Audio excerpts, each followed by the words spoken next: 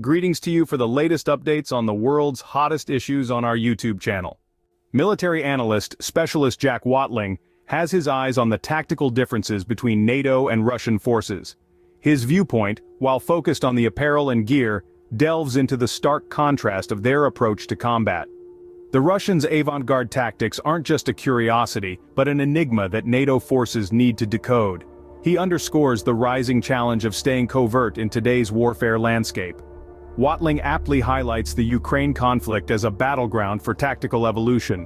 Here, the NATO forces are expected to master the art of target-oriented warfare, which demands innovative outlooks.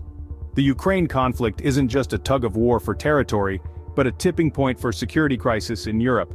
Since the end of World War II, no other event has put such a strain on the defense industries across the West and Russia. As the battlefield evolves, so does the need for advanced weaponry and equipment. This time is marked by a surge in innovation, with the Russian military personnel and volunteers taking center stage. They've been meeting the demands of modern warfare with improvised armament.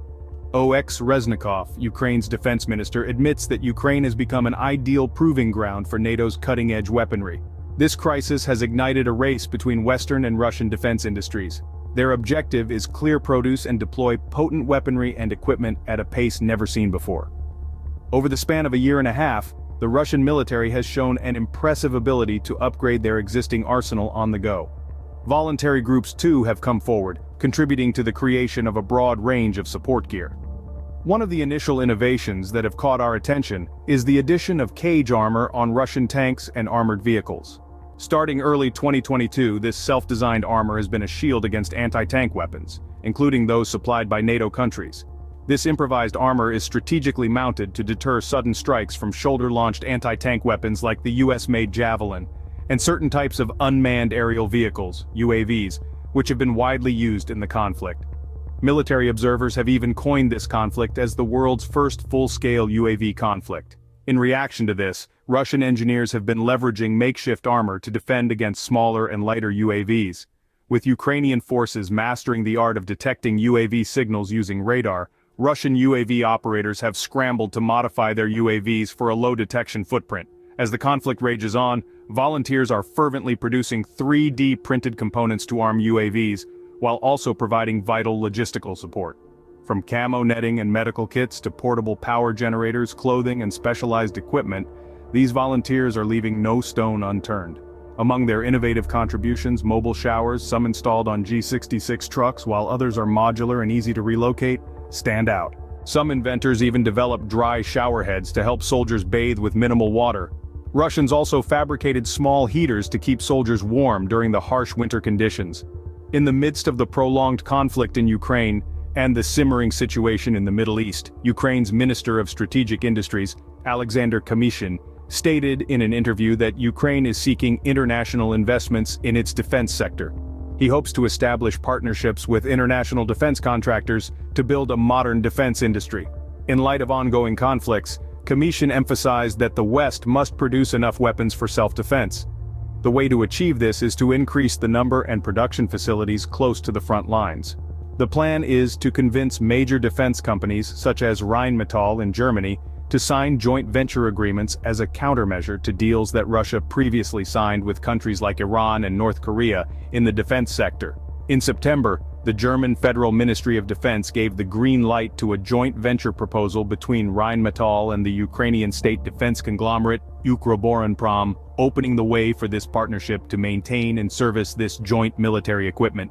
This collaboration will also involve assembly and production in Ukraine, with the future goal of exporting from Ukraine.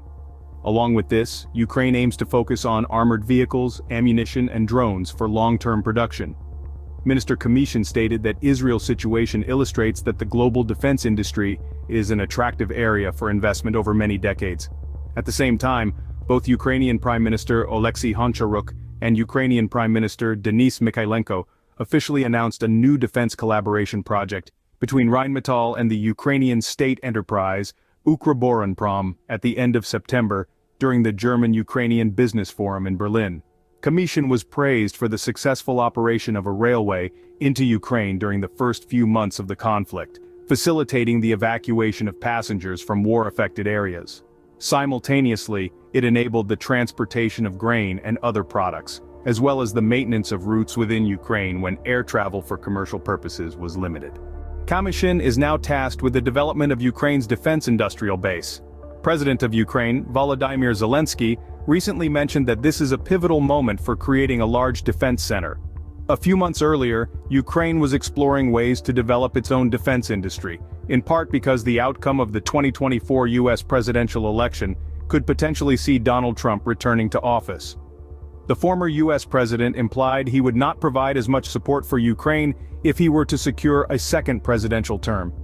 Minister Kamishin recently inspected the front lines, particularly the South Donbas front, and received reports on the situation in the South Donbas sector. He did not disclose the timing of the visit. Images released by the Russian military showed Minister Kamishin was transported by helicopter, and he visited the command post of the Forward Command Group. The Russian Ministry of Defense stated that during his visit he received reports on the situation at the South Donbas front, the actions of the enemy, and the implementation of combat missions by the Russian military in the main theater of operations. Furthermore, Minister Kamishin inquired about the readiness of the combat group for winter activities and the supply of field kitchen facilities to provide warmth for the servicemen. He emphasized the importance of ensuring that all servicemen have adequate and timely provision of winter uniforms. Additionally, he mentioned the creation of a reserve of winter clothing and insulated boots. The situation in South Donbas, in particular the ABK, Abdankivska town, has become a focal point of Russian attacks, as Moscow seeks to better defend the city of Donetsk against future Ukrainian offensives. ABK lies on the front line in the Donetsk region and has witnessed several escalations in recent months. Russian military authorities have expressed concerns that Ukrainian forces will attempt to cut the supply routes leading to Donetsk. Kamishin also viewed the training of military personnel and their military equipment, paying special attention to electronic warfare and electronic warfare units. As electronic warfare is one of the key modern elements of battlefields in Ukraine and elsewhere, Russian forces are focusing on mastering these capabilities. The conflict in Ukraine is ongoing, with Russia intensifying attacks in the Eastern Front, targeting areas like ABK and Kupan.